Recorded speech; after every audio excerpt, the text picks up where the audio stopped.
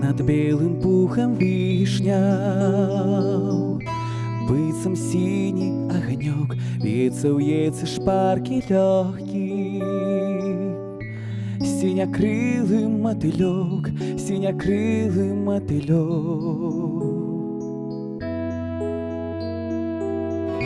Навокол усё паветра, в струнах солнца золотых ён дрожачими крылами.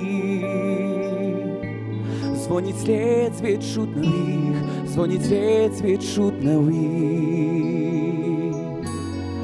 И льется хвали песня, тихий ясный гимн для сней. Тени сердца напевает, напевает яго мне. И льется хвали песня, тихий ясный гимн для сней.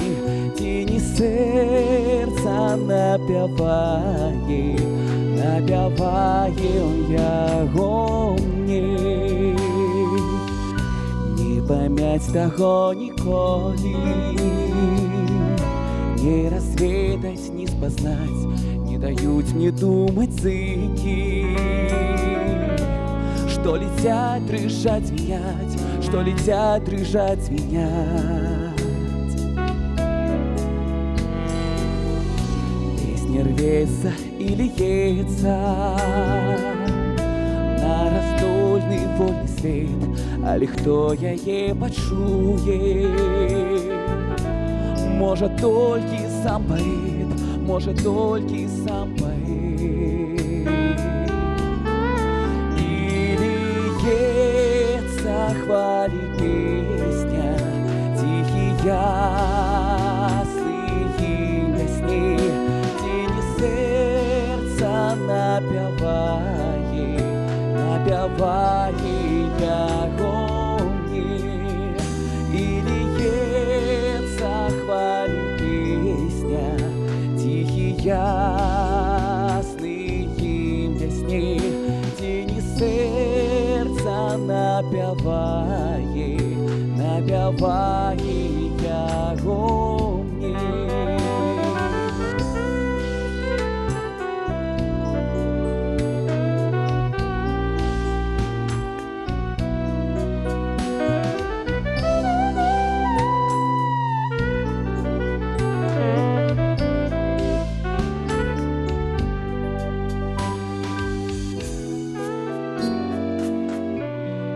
Белым пухом вишня, быцем синий огонек, бьется в яйце шпарки легкий. Синякрылый мотылек, синякрылый мотылек.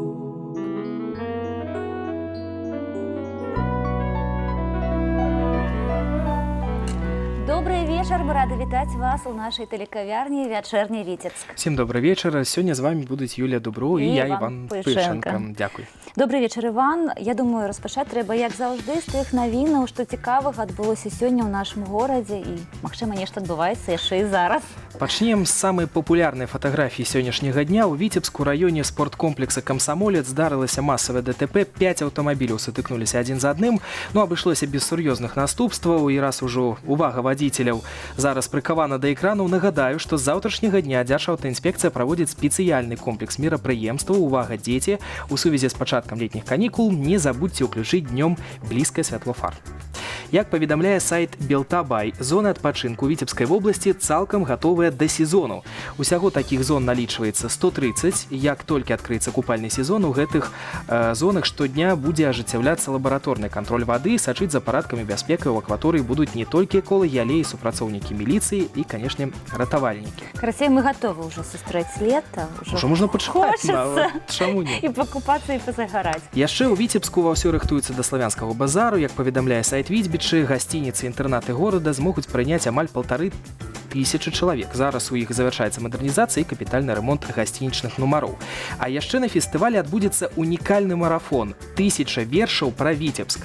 Любы жадаючы можа ўжо зараз падаць заяўку. Гэта неабходна для таго, каб атрымаць свой парадкавы нумар для выступлення, таму што удзельнікаў будзе вельмі шмат. І 16 ліпеня з 10 до 19 гадзін трэба будзе прыйсці і прачытаць верш пра наш горад. Арганізатары заклікаюць усіх паэтаў пакінуць свой аўтограф у гісторыі Віцебска, но мы таксама далучаемся і усіх прызываем. Я думаю, гэта будзе такая падзея, якая будзе ўражваць. Ну, спадзяемся. Можа, нават і рэкорд нейкі адбудзецца. Ну, было б цікава, тому што я ўпэўнена, што ў нашым горадзе шмат таленавітых творчых людзей, якім ёсць што прачытаць. І паэтаў. І паэтаў у тым ліку. І, дарэчы, наконт паэзіі. Нездарма наш эфір распачаўся вершамі Максіма Богдановича ў цудоўным выкананні Станіслава Пазюка. Сёння, 24 мая, дзень славянскай пісьменнасці і культуры. І сёння мы падрыхтавалі такі эфір, у якім будуць і літаратурныя, і паэтычныя цікавыя рэчы, і гістарычныя, у тым ліку разглядзім разам з бібліятэкарам рарытэтныя выданні, якія захоўваюцца ў нашым горадзе. Вось, але пакуль невялікая інтрыга, і мы прапануем пагартаць нашу афішу. Афішу мерапрыемству, даведаемся, што можна паглядзець у Віцебску. Заўтра. Афіша.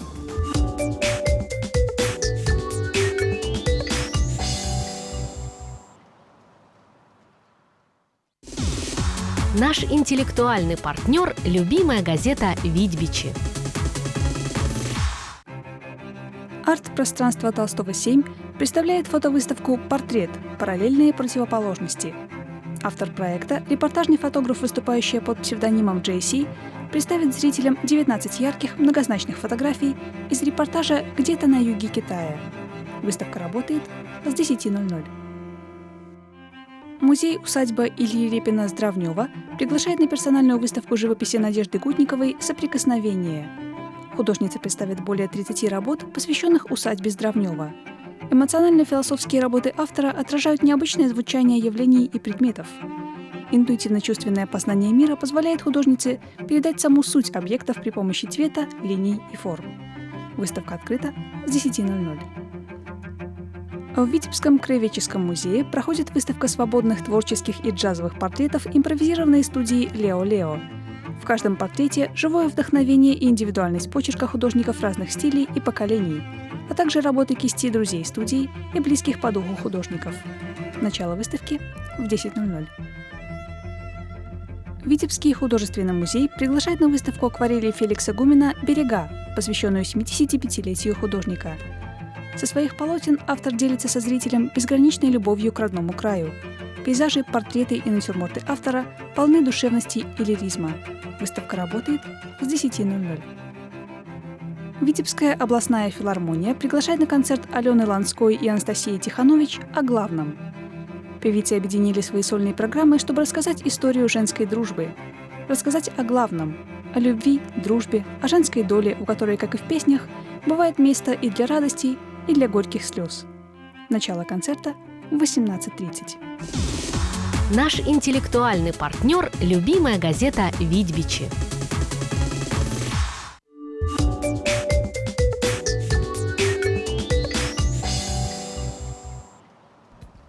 Добрый вечер еще раз. Сегодня в телекафе «Вечерний Витебск» в День славянской письменности и культуры мы узнаем о том, какое же место в развитии славянской письменности занимает наш город, какие библиотеки были у горожан Витебска прошлых столетий и какие раритеты хранятся сегодня в нашем городе. Наша гостья Елена Леонтьевна Дудка, библиотекарь Витебского областного краеведческого музея, хранитель, наверное, самого главного наследия – книг. Добрый вечер, Елена Леонтьевна.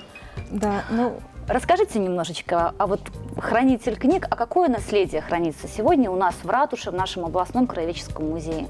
Давайте начнем, наверное, немножко из истории вообще библиотек создания на Витебщине. И потом уже плавно я скажу несколько слов о нашей музейной библиотеке. То есть есть у нас история создания библиотек? И надо сказать, что формирование книжных фондов библиотек на Витебщине начинается уже с конца 17-го, начала 18 века. Книжные собрания формируются при местных церквях и монастырях. Конечно, на тот момент они не были большими, но в то же время они были. С появлением уже светских детских учебных заведений, начинают свое формирование книжные фонды при учебных заведениях. Вот. Но надо здесь назвать одни из крупнейших для того периода библиотеки при Витебской Александровской гимназии, при местной духовной семинарии. Потом, значит, были библиотеки, тоже довольно крупные ценные собрания книжные Витебского дворянского собрания. Вот. Ну и, конечно же, И находились это все в центре города, да, получается, это было, да? Это улица Пушкина, да, наша современная. В городе Витебске, да. Вот. Ну и, конечно, их немного было, но такие библиотечные заведения были. Начинают свое формирование и публичные библиотеки. Вот уже в 1906 году создается библиотека Пушкина. Вот. И имели место такие формы библиотек, как лавки-читальни. Что интересно, здесь мог прийти читатель, либо тот человек, который хотел приобрести книжное издание, и за определенную плату, например, 30-50 копеек, где-то даже рубль, мог читать эту книгу дома в течение месяца. Ну, конечно, это не коммерческое предприятие, оно выгоду не приносило. Такие формы библиотек, они просуществовали недолго. И уже мы говорим о частных собраниях библиотечных, и здесь мы вспоминаем и Сементовского, и Вацлава Федоровича, и Сапунова, и других видных деятелей. Книжные собрания, которых тоже были очень большие и ценные. К сожалению, судьба их не очень, скажем так, радостная. Многие издания не сохранились. Вот. А почему? Да, в силу определенных обстоятельств, ну, некоторые были распроданы, утеряны, книги вывозились за пределы страны, в Москву, Санкт-Петербург. Вот. Но в нашем краеведческом музее, в коллекции печатных изданий, мы можем познакомиться более близко с некоторыми из них. Ну, для этого, конечно, надо прийти и посетить наш музей. И там, то есть их можно увидеть? Да, и там мы сможем их увидеть. Вот. Ну, вот если вкратце говорить о библиотеках в таком историческом срезе, ну и, конечно, сейчас мы знаем, что библиотечная сеть очень широка. Вот. И наш Витебский краеведческий музей один из немногих, в котором есть библиотека. Конечно, она направлена больше на читателей внутренних сотрудников библиотеки и сотрудников. Но обращаются горожане? Да, конечно. Также. Но мы всегда рады видеть и читателей внешних, то есть всех желающих жителей города. Вот, по необходимости мы будем рады у себя увидеть в стенах нашего читального зала. Ну, правильно я понимаю, нужно пояснить, наверное, может быть, нашим некоторым телезрителям, которые сейчас думают, а почему бы не прийти и не взять книжку на месяц? Книги вы не выдаете, все-таки это как музейный экспонат больше, да, и он находится постоянно там, вынести его оттуда невозможно. Ну вот как раз-таки нет. Особенность музейной библиотеки заключается в том, что книги, которые хранятся в нашем фонде библиотечном, они могут быть прочитаны и взяты в руки читателям, а уже те книги, которые становится музейным предметом, они уже не могут, да. То есть есть два класса литературы, грубо говоря, то есть фонд библиотечный – это несколько другой фонд, нежели фонд печатных изданий, скажем, в нашем музее. Вот, поэтому, ну, в любом случае, в рамках читального зала, конечно, мы будем рады приветствовать всех желающих. А вот я правильно поняла, в читальном зале можно посмотреть музейные экспонаты? Можно посмотреть, да. Ну, вот то, что касается тех книг, которые в фонде библиотеки, то, конечно, вы приходите, я могу вам предоставить такую возможность поработать с этим изданием. Но, конечно, надо относиться очень бережно, потому что эти издания единичны, и вот электронные копии данных документов, они позволяют как бы вот минимизировать потери тех изданий, которые еще сохранились. Кстати, а вот извините, а о чем о чем эти издания? Ну, это больше о Витебщине, о нашем регионе, о нашем городе. Это документы какие-то? Да, что там сохранилось? Ну, допустим, в библиотечном фонде у нас сейчас остались только книжные издания. Были, конечно же, журналы и газеты, но поскольку вот с их ценностью и редкостью они уже перешли, вот как я уже говорила выше, и стали предметами музейного значения. Вот. Ну, а материалы, которые представлены даже в небольшом том количестве здесь у нас в студии, это, конечно, сборники, в основном касающиеся материалов нашего Витебского региона, либо Белорусского края. Вот это дореволюционные издания, которые как бы представлены Витебской ученой архивной комиссией. Вот. вот изданные Сапуновым в городе. Ну, то есть те это раритеты. оригиналы, и мы можем вот даже Да, сейчас это их подлинные посмотреть, взять в оригинальные руки. издания. Да, но некоторые, конечно, уже имеют переплет не свой родной, но и это тоже немаловажно, поскольку говорит о жизни книги, о том, как она активно читалась, То есть эти использовалась. книги актуальны были Да, и были, остаются есть и сейчас. И если мы их будем листать, то, конечно, мы увидим много пометок на полях каких-то карандашных, чернилами. Тоже вот жизнь книги во времени таким образом прослеживается. А скажите, вот книги, которые лежат перед вами, какую из них вы можете выделить как наиболее интересную, может быть, для вас, или, может быть, в историческом плане, или для города наиболее важную? Давайте рассмотрим. Из тех, что да, здесь немножко. есть. Ну, Ну, давайте интересно, да. попробуем, да, что интересно. Ну, скажем так, я никогда, наверное, не мечтала о том, что буду работать с такими книгами, и не скажу, что я горела таким восторгом при виде вот пожелтевших страниц, да. Но оказывается, что это очень интересно и увлекательно, и, допустим, вот перед вами книга «Витебская старина», которая издана в 1883 году Алексеем Парфеновичем Сапуновым. Вот данный экземпляр, который хранится в библиотеке, ценен тем, что он имеет цветные вкладки. Я сейчас вам покажу. Вот, поскольку вот здесь мы можем увидеть цветное изображение герба. наш. Да, и вот именно этот экземпляр использовался при составлении современного города, герба нашего города Витебска. Витебска. Да, именно к нам в библиотеку обращались за изданием, ну, потому что такие цветные вклейки – это довольно дорогое занятие, трудоемкое, поэтому Сапунов, когда издавал книгу, не каждый экземпляр книги снабжал такими вот То есть цветными это, можно даже сказать, геральдическими и для того вклейками. времени это эксклюзивная Да, книга. и для того времени это эксклюзивная книга. Вот. Ну, тем более, что сам Сапунов был знаком и с Ильей Ефимовичем Репиным. Именно экземпляр такой книги он сам подписал Репину, и книга с дарственной надписью Репину хранится в научном архиве в России. Вот. Поэтому книга, конечно, шикарная, и такой сборник документов в Витебском крае. Сам Сапунов, конечно, превосходный летописец, вот, и неоспоримый, и книга имеет большую актуальность и в наше время. Потом книга «Белорусские древности» тоже одна из редких и ценных книг, которая издана Сементовским уже в Санкт-Петербурге в 1890 году. Тоже имеет высокохудожественное оформление. Если мы полистаем, откроем внутри, то мы посмотрим иллюстрации, изображения. Карты, Да, есть, карты, чертежи и какие-то. изображения белорусских древностей, которые уже не сохранились до наших дней. Вообще здесь около 160 рисунков с изображением белорусских древностей. Ну и что примечательно, сам автор еще в предисловии словно запрограммировал жизнь книги во времени, где он написал, что он надеется, что данное издание удовлетворит не только любопытного читателя, но и послужит указателем для будущего исследователя витебской старины. Поэтому вот, Спасибо ему огромное, да. да, так что вот такая вот интересная жизнь книги. Ну и, конечно же, я уже там выше упоминала о том, что в 1909 году в Витебске начинает активную деятельность Витебская ученая-архивная комиссия. Вот. Ну и в 1909 году на собрании было принято решение издавать труды Витебской ученой-архивной комиссии. Изначально планировали издание ежегодное каждый год. Вот. Ну, потом, значит, произошли определенные изменения, и издание из периодического перешло в просто издание, которое выходило выпусками. И до 2010 года оно называлось «Труды Витебской ученой-архивной комиссии». Тоже издание снабжено оглавлением, чертежами, заметками. В общем-то, ну, достойное, конечно.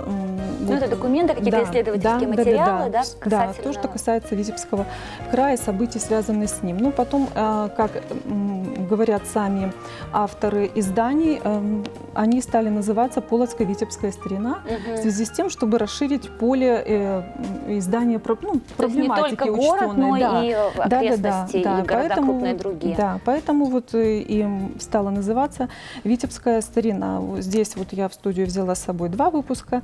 Вот у нас в библиотеке есть 3 выпуска. Книги тоже очень интересные книги, собрание материалов, очень профессиональным языком и в то же время свободным и доступным языком изложены. Ну и если мы откроем и вот в одном из докладов в Полоцко-Витебской старине мы можем почитать: «Переносясь мыслью к историческому прошлому и освежая в памяти славные деяния наших предков, мы почерпнем силы для выполнения священных обязанностей, лежащих на нас, как правопреемников дорогого наследия». И мне кажется, очень символично звучат сегодня эти слова в День славянской письменности и культуры. Вот поэтому, конечно, нам, живущим здесь и сейчас, и есть такая возможность. Интересно изучать нашу историю по историческим материалам. Да, вот на базе уже, конечно, вот таких больших трудов, которые сделаны до нас. Но не все мы смогли принести в студию. Есть еще два у нас раритета, которые хранятся у нас в музее. Я думаю, что мы сейчас попросим нашего режиссера показать нам снимок берестяной сначала грамоты, да, которая была найдена в Витебске. Расскажите немножко об этом. Да, если вообще говорить о книжной... Это хранится у нас в музее в ратуше. Да, это хранится у нас в музее в ратуше. Если говорить о развитии книжной культуры в Беларуси, в частности, на витебских землях, конечно, нельзя говорить вне контекста мировой. И мы тут можем сказать и Ефросинью Полоцкую вспомнить, вот, и других видных общественных деятелей. И вот, конечно, подтверждением тому, что на витебских землях уже существовала письменность и грамотность, являются вот такие артефакты. Ну, а вообще с XI века. Ну, если вот берестяная грамота, она была найдена у нас здесь, в Витебске, в 1959 году во время раскопок. Это была первая берестяная грамота, которая обнаружена на территории и самая древняя на сегодняшний день в Беларуси, да? Ну, не могу я так утверждать, но то, что первая в Беларуси, да. Вот. Ну, и там, если обратимся к тексту, на берестяной грамоте, мы посмотрим, что там идет речь о торгово-обменных операциях. Вот. Поэтому же люди обязаны быть грамотны, чтобы совершать какие-то определенные действия. Ну и вот. еще один предмет, да, который тоже хранится в фондах нашего музея, в археологической коллекции, это бабина пряслица. Почему? И, значит, текст там изображен кирилличными буквами. Почему бабина? Ну, скорее всего, надпись сделана грамотной внучкой, которая владела грамотой, и дабы не перепутать вот это пряслица с чьим-то, она подписала бабушке, написала бабина пряслица. Еще есть у нас в коллекции также писала, прародитель нашей ручки, такой специальный инструмент для написания текста на восковой доске. Он с одной стороны острый, с другой такой лопатовидной формы для того, чтобы удалить ненужное написанное. Но, конечно, более подробно можно увидеть, познакомиться, прикоснуться к всего старине у нас на экспозиции археологии. Вот, и посетив наши выставки в Краеведческом музее. Нам остается только пригласить всех наших телезрителей в Краеведческий музей, который находится у нас в нашей знаменитой ратуше. Огромное спасибо, Елена Леонтьевна, за беседу. Спасибо, что нам принесли показать такие интересные вещи. Мы протягиваем, и так атрымалася, что калі мы рыхтавалі эфир, у Витебску адбылася прэзентацыя ратушы. Але гэта літаратурны альманах, як гэта праходзіла, давайте паглядзім зараз, а пасля сустрэнемся з яго укладальнікам.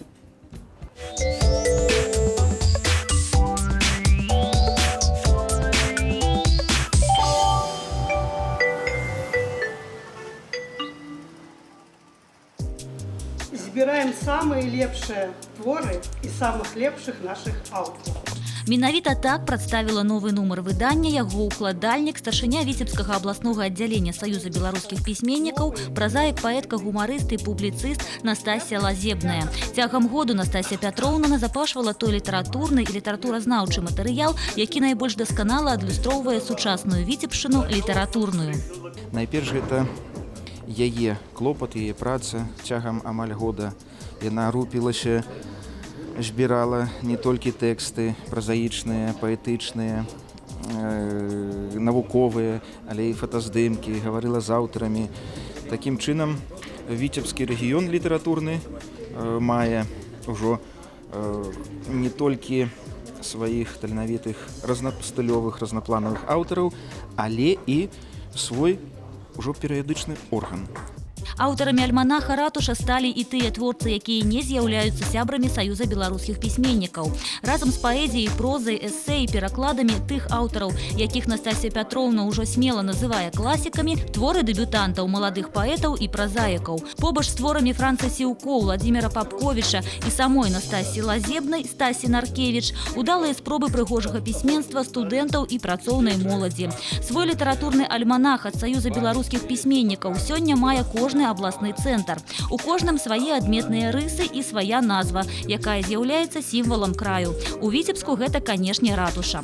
Віцебск найперш адрозніваецца шматпланавасцю, шматстылёвасцю. Незважаючы на тое, што гэта наш дарагі рэгіён паўночны, але паэзія тут вельмі цёплая, вельмі чуллівая, лірычная. Прэзентацыя альманаха «Ратуша» прайшла ў чытальнай зале бібліятэкі Віцебскага дзяржаўнага універсітэта.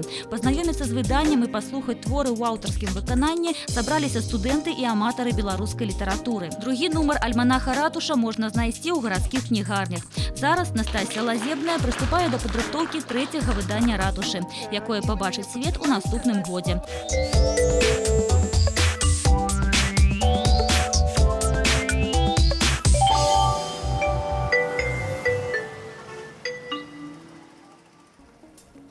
Прэзентацыя адбылася, і мы не маглі не запрасіць да нас Настасію Лазебную, укладальніка гэтага альманаха, журналістку, пісьменніцу, паэтку, старшыню Віцебскага аддзялення Саюза беларускіх пісьменнікаў. Добры вечар, Настасья Пятроўна. Вельмі рада вітаць вас тут. І вось я бачу, што вы адразу не з пустымі рукамі. Так. Які ўвогуле ўражанні, калі вы ўжо другі нумар трымаеце, над якім працавалі цэлы год? Цікавыя, конечно, атрымаліся нашы альманахі «Ратуша». Гэта «Ратуша» другая адрозніваецца ад першай, ну і нават афармленне. Колеры. Так, што цікава, бачыце, тут адзінка, першы нумар, а вось гэта два. Я думаю, дажывем до того часу, што будзе і 12. І 3, і я думаю, што пойдзе час далей. У нас рознае кола аўтараў, але я калі збірала матэрыялы, то я рабіла ухіл на маладых, на моладзь. Ну, так як у нас у універсітэце працуюць і вучацца вельмі таленавітыя людзі, то я якраз і звярнулася да іх. Я думаю, што мы сёння пабачым і пачуем, пакуль захаваем інтрыгу.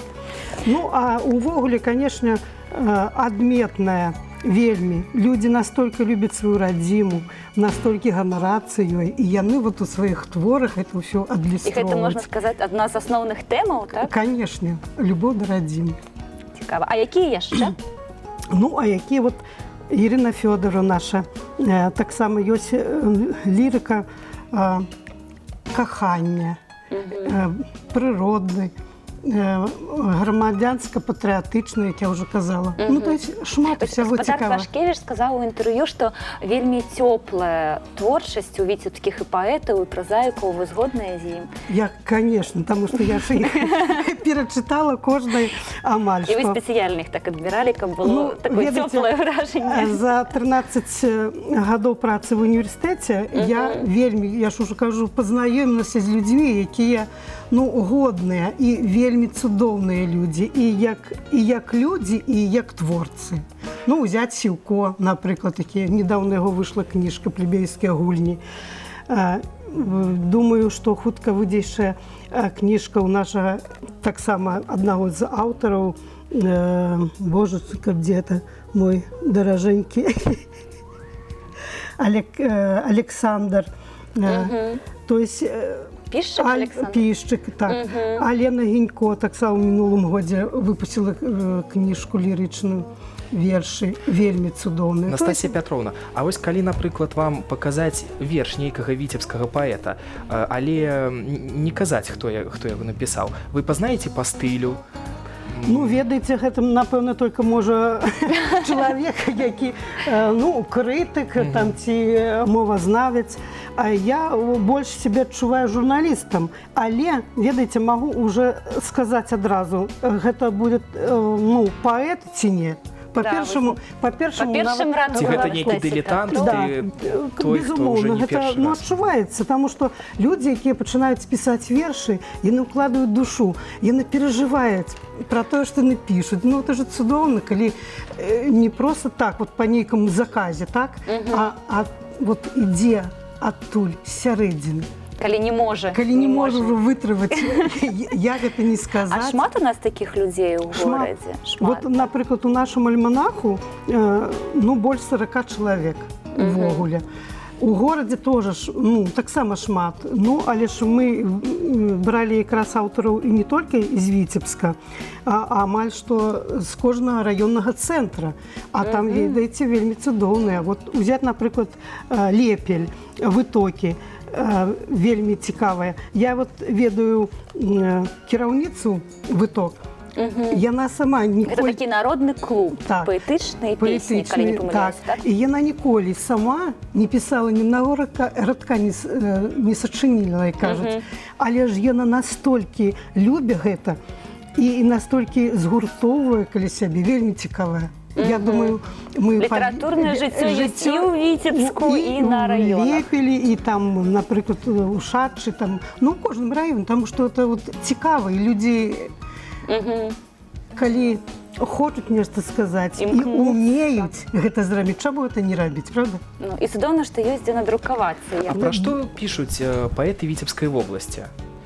Ну, якія тэмы гэта? Ну, любоў зразумела.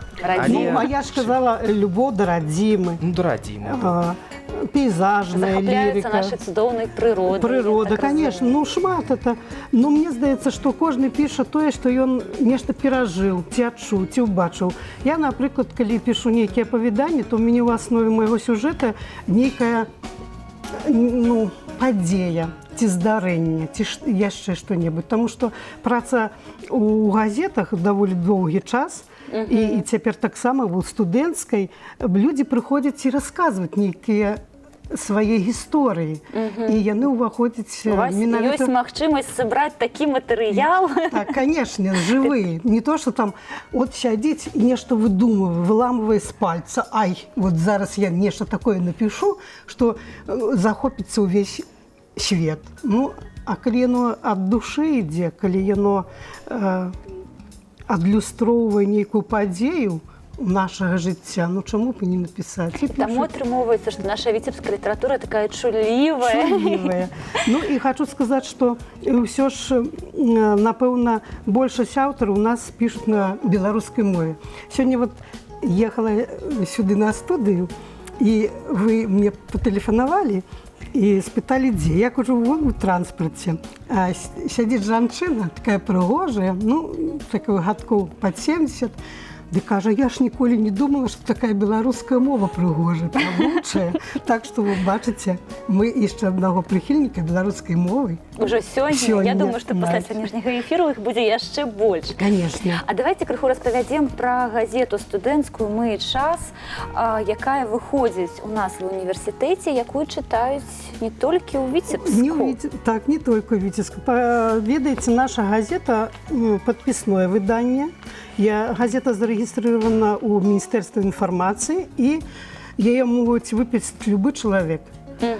А я так, як студэнт у нас з розных куткоў Беларусі, і гэта вельмі радуе, то і інфармацыя аб нашым ВНУ даходзіць вельмі далёкія куткі. Газету могуць выпісваць і бацькі. І я, калі сустракаюся з некаторымі з іх, ну, бывае так, знаеце, я кажу, выпісвайце газету, вы будзеце ведаць, чым займаюцца вашы дзеці. Гэта люстэрка жыцця універсітэта, правильно? А хто аўтары? А аўтары у нас дзяўчаты і юнакі, якія вучацца, ну, не толькі на філалагічным факультэце, але і тыя, якія, напрыклад, любяць пісаць, гісторыкі. У нас шмат гістарычных тэм адлюстроўваецца ў газеце.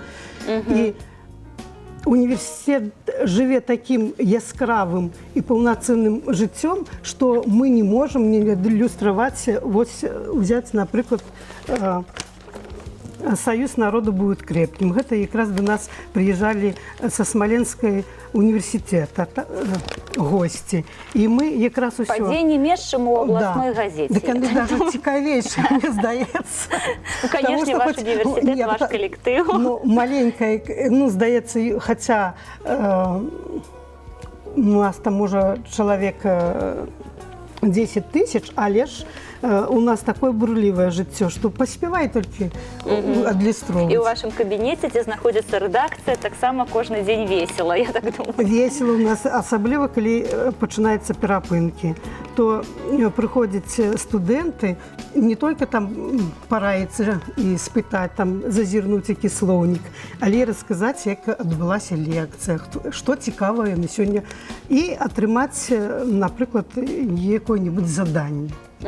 Супрацоўнічаюць з рэдакторам. Ну, ведаеце, яшчэ калі быў... І не толькі ж, ну, ёсць спецыяльнасць такая літаратурная работа в універсітэце, не толькі ж тыя, хто... Выдавецкая.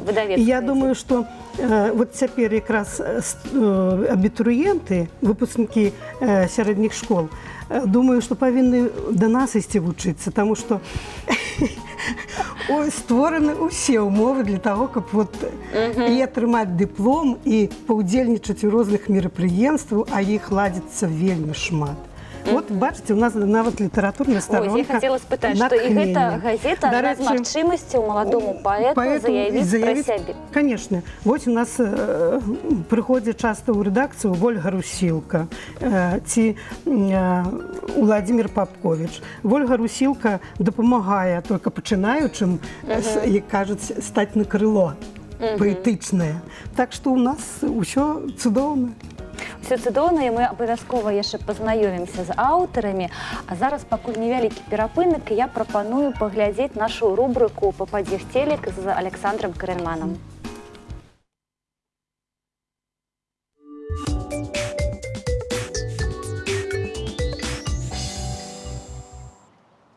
Обувной холдинг «Марка» представляет «Попади в телек».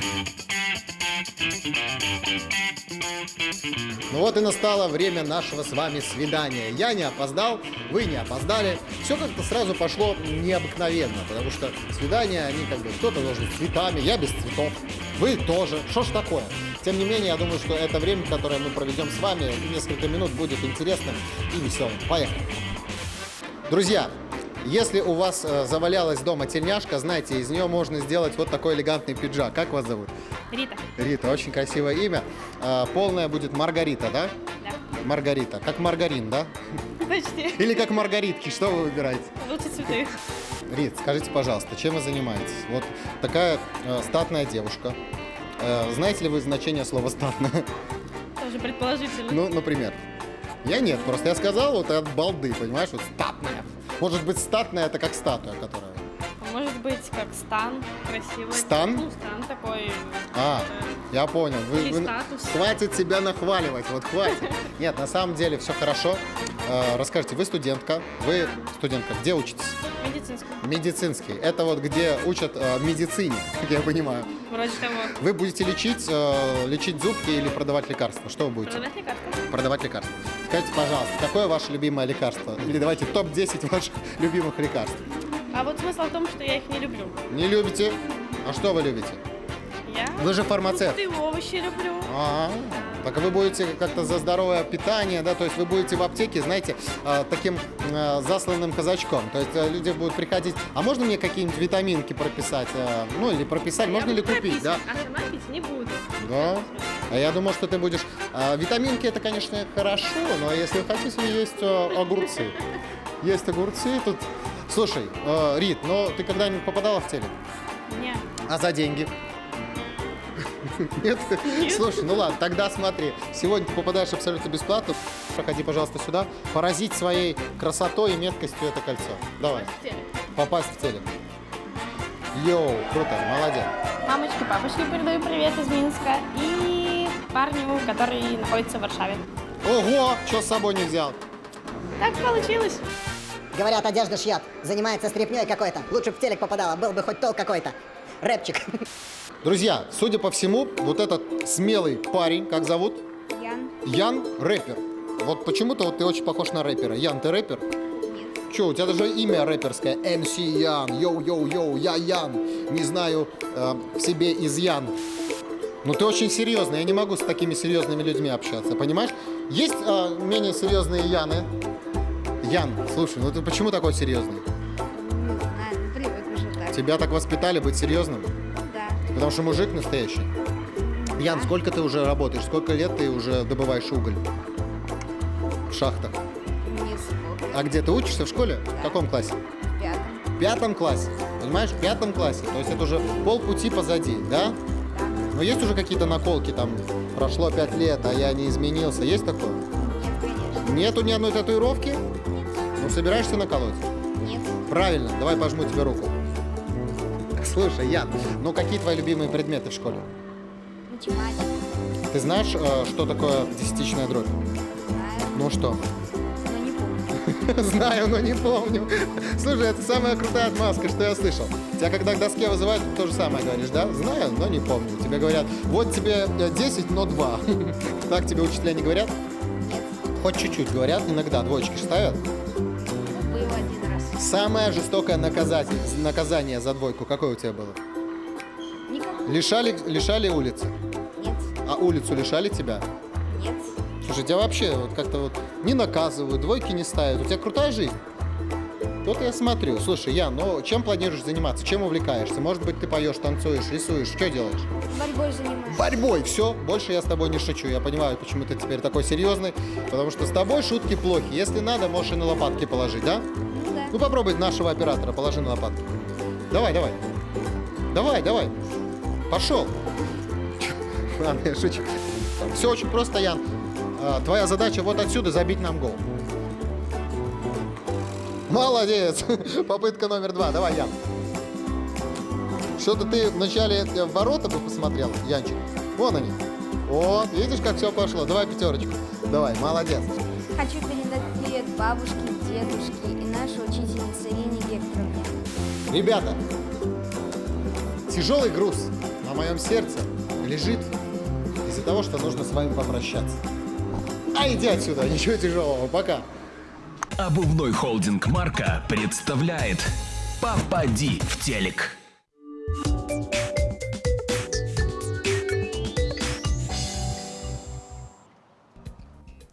Сёння ў тэлекавярні «Вячэрняя Віцебск» мы гартаем новы альманах «Ратуша» Саюза беларускіх пісьменнікаў, які адлюстроўвае літаратурнае жыццё нашага віцебскага краю. І гартаем яго разам з укладальнікам Настасіяй Лазебнай і разам з маладымі аўтарамі, якія да нас далучыліся. Я буду вітаць, побач з намі сядзець Ірына Груманць, а каля Івана Марына Манака і Александр Пішчык. Добрый вечар. Добрый вечер. Я думаю, што трэба даць слова Настасіі Пятроўнай, каб яна крыху прадставіла кожнага і распавяла, хто ёсць хто і ў літаратурным жыцці Віцебска і ў альманаху «Ратуша». Это, напэўна, самае прыемна прадстаўляць сваіх аўтараў. Я б могла запрасіць сюды і шмат іншых, у вас бы не хапіла месца. Поэтому пачнём з Ірыны. Ірына закончыла наш універсітэт, беларускі факультэт, тады цяпер, на жаль, яго няма, і магістратуры на магістр філалагічных навук. І піша даўно. У яе выйшла кніжка, я думала... Ірына нават сціпла пускае. «Моя душа» называецца. Яна мне таксама падаравала яе, вельмі цікавыя вершы, і чалавек гэта вельмі цудоўны. Вот я сёння себе адчуваю настолькі спакойна і лёгка, што побач сядзіць Ірына Фёдоровна. Так, Марына Манака спрабуе пісаць на беларускай мове, але вельмі шмат у яе вершаў на рускай мове. І цудоўных. І цудоўных вершаў. Вы гэта чулі, як у нас была прэзентацыя ў універсітэце. І хочу сказаць, што ў яе нават уже можна выдаваць зборнік. Настолькі много і разноплановых, і тэматыка. Ну, маладзец. Гэта мастацкі факультэт, не філалагічны. Не, яна якраз будучы мастак. І вельмі мне прыемна, што вот такая дзяўчына з'явілася у нашым асяроддзі паэтычным, таму што такіх мала цяпер людзей. Некаторыя графаманіці кажуць, падбіраюць рыфму, да і ўсё, а яна вот з пачуццём, з такой адказнасцю. Ну і Саша Александр Пішчык. Ён таксама малады, але ўжо падрыхтаваў кніжку. Я думаю, у хуткім часе, я думаю, трошки раскажу, як называется книжка, там, а у городе... В моем городе дождь. В моем городе дождь. То есть, то вельмі цікавыя вершы, такія вобразы, што вот я люблю чытаць вершы, але нідзе не бачыла такія, як у яго напісана, так пранікнённа. Так, і вы ведаеце, я ўжо таксама казала, што бывае, та жанчыны так пішуць, дзяўчаты, так тонка, а Александр яшчэ танчэй. Александр тонкий філолог? Не, ён будаўнік. Александр, распавядзіце, як атрымалася, што будаўнік і вершы? Ну, хочу сказать, что у меня как бы мать писала стихи, отец писал стихи. Вот. Бабушка с дедушкой писали стихи, наверное, это наследственное. Вот. Гены. Гены, да. А что натхняет? Ну, мои стихотворения идут из души, вот. Ну, какие-то события, мероприятия, вот, переживания, размышления. Вот. Ну и вечная тема любви, конечно же. Конечно, про каханне. А бацька з маці што кажуць пра твои вершы? Ну, я так само писали. Отец с матерью у меня самые суровые критики. У сям'і літаратараў вельмі складана. Усе конкуренты, все трое-то. То есть, если им мое стихотворение нравится, они говорят, что оно им нравится. А если нет, либо какая-то его часть, то я переделываю и потом снова выношу на суд родителей. И уже потом, если моим родителям понравилось стихотворение, тогда я полностью им доволен и уже смело могу в люди его выводить. Конструктивная сямейная критика. Это цудоўна, калі ёсць каму дапамагчы. Што чалавек не б'ецца, як рыба об лёд, а вот... Дзяўчаты, а хто падтрымлівае вас? Хто у вас, ваш першы чытач, каму вы давяраеце? Першы чытач? Зараз сацыяльныя сеткі першыя чытачы. Бо шмат вершаў, напрыклад, я выкладаю там Facebook, Контакт. У мяне ёсць свой сайт таксама. Ну і сказаць, што я чытаю бацькам, я не, напрыклад. Магчыма, Марына. Марына, распавядзіце, каму вы чытаеце свои верши? Изначально я читаю их родителям. Это первые люди, которые обычно узнают о новых стихах. Первые люди, которые узнали, что я пишу стихи, это были мои родители. А сколько год вы уже занимаетесь этим? Стихи, за которые мне было не стыдно, где-то в 2010 году. Ну, это уже больше серьезно. Да, а до этого были какие-то пробы, но это были пробы, которые я никому не показывала, и хорошо, что никто не знал, что они есть. Марина вельмі сціплы чалавек.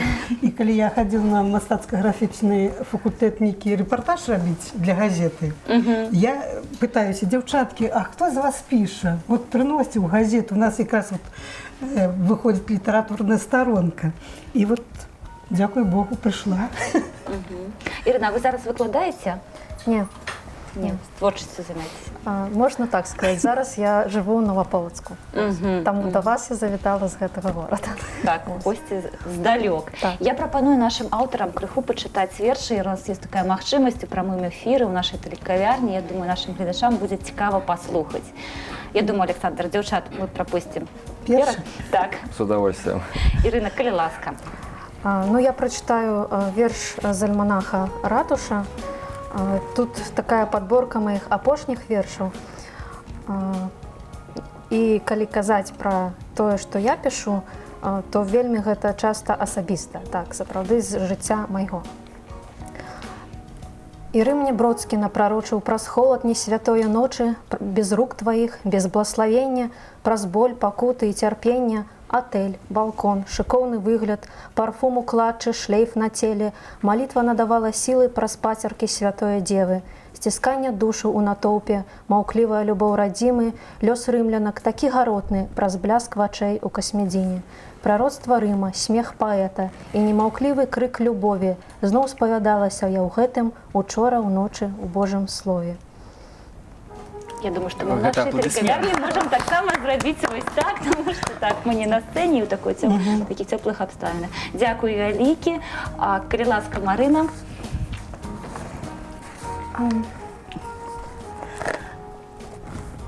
Не хвалюйцеся, распавядзіце, што гэта будзе. Гэта мы ўжо Падрыхтуйце, зразумелі, да, што гэта не слухача. тое, што было на пачатку. Як гэта можа называецца? Названия моих стихов обычно нет. Конкретно стихотворение, которое я буду сейчас читать, появилось от впечатления, когда я ехала в автобусе. Я увидела маленького ребенка, и весь его вид, его поведение меня так захватило, что буквально я ехала в автобусе и набирала в телефоне строки, чтобы ничего не забыть. Новые технологии. Просим вас, калі ласка. Когда годовалый ребенок, совсем еще крошка, увидев тебя, выделяет вдруг среди всех и тянется сердцем распахнутыми ладошками, лучистой улыбкой слепя, рассыпая, как бусины, смех, когда с любопытством кокетливым, осторожно, подходит, смущенно и робко, почти тайком, и вдруг обнимает, не спрашивая, а можно, и льнет к тебе так, словно 1000 лет знаком.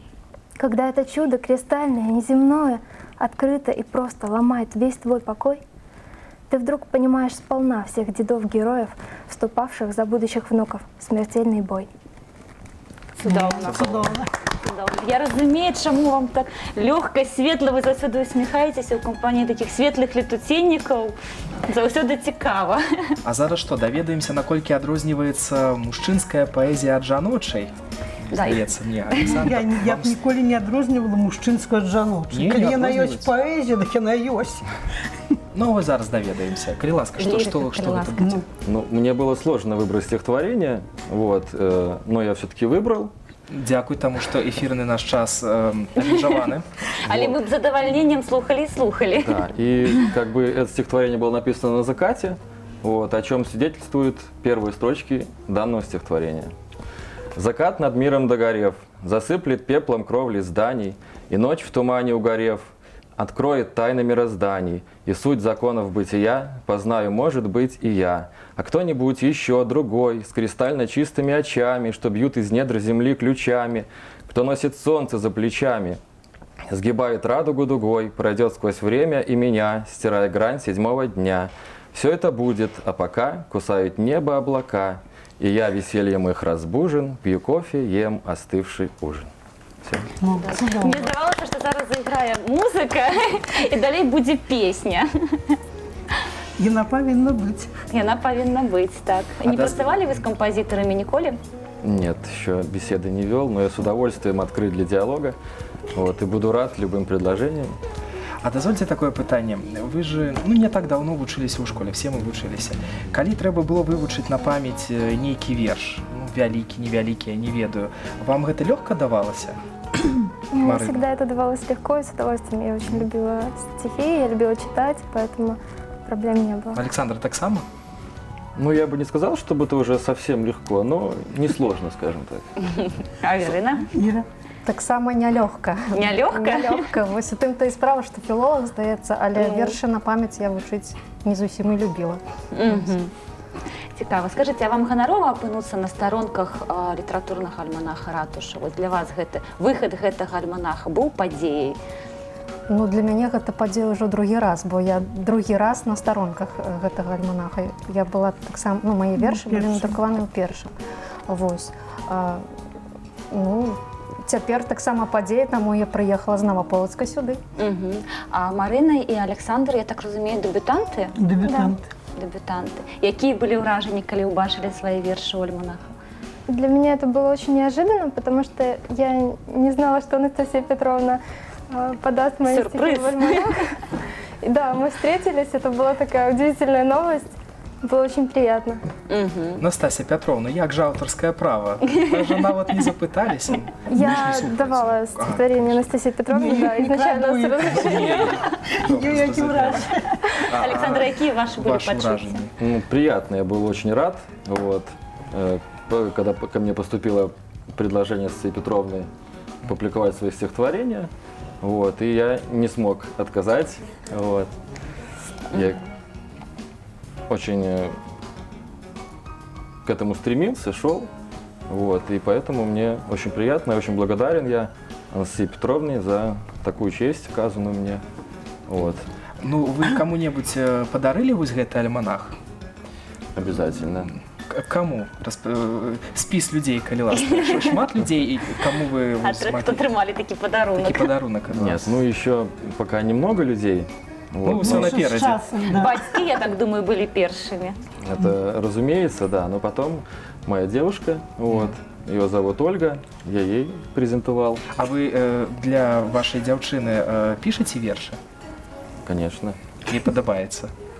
Ну, я думаю, кожному дзяўчыне спадабаецца, калі яна напішуць вершы. Іван паспрабуе абавязкова. Я не умею ни писать, ни Такія пачуццёвыя вершы. Гэта ж безумоўна, кожная дзяўчына ці жанчына. Она тоже критик. Вот! Нелёгка вам даводится, Александр, да, не пашанцаваў у коле крытыкаў жыць. Ну, я думаю, што прозвішчы гэтых аўтараў мы ўбачым у наступным альбоме. Я думаю, што калі яны выдадуць кнігі, то мы яшчэ і прыйдзем да вас і з прэзентацыяй цудоў. Таму што у Сашы вельмі шмат, і ў Марыны таксама. А тым больш, што Марына мастачка, яна можа сваю кніжку і зрабіць вельмі прыгожай. Так што запрашайце нашу мы час. Прыходзьце да нас у універсітэт, таму што ёсць што нам расказаць і ёсць што паказаць. Дзякую вялікі за такі цудоўны літаратурны вечар, такую літаратурную вечарыну сёння ў нашай тэлекавярні. Наперадзе у нас яшчэ адзін музычны нумар ад Вольгі Герасімчык, а мы развітваемся з вамі і заўтра сустракаемся зноў у тэлекавярні «Вячэрні Віцебск». Дзякуем усім маладым літаратарам, якія сёння зрабілі наш вечар. Мы развітваемся з вамі, пабачымся заўтра. Ну а зараз Вольга Герасімчык у «Вячэрні Віцебску». Пакуль.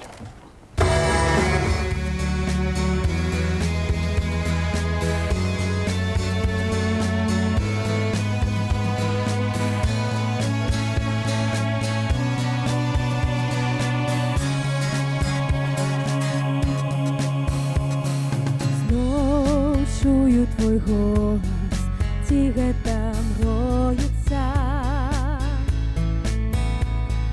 Там, дзе пачалося, там всё і скончыцца. Так нам будзе лепей, хто гэта вырашыў. Назаўжды я адлятаю поні да выраю.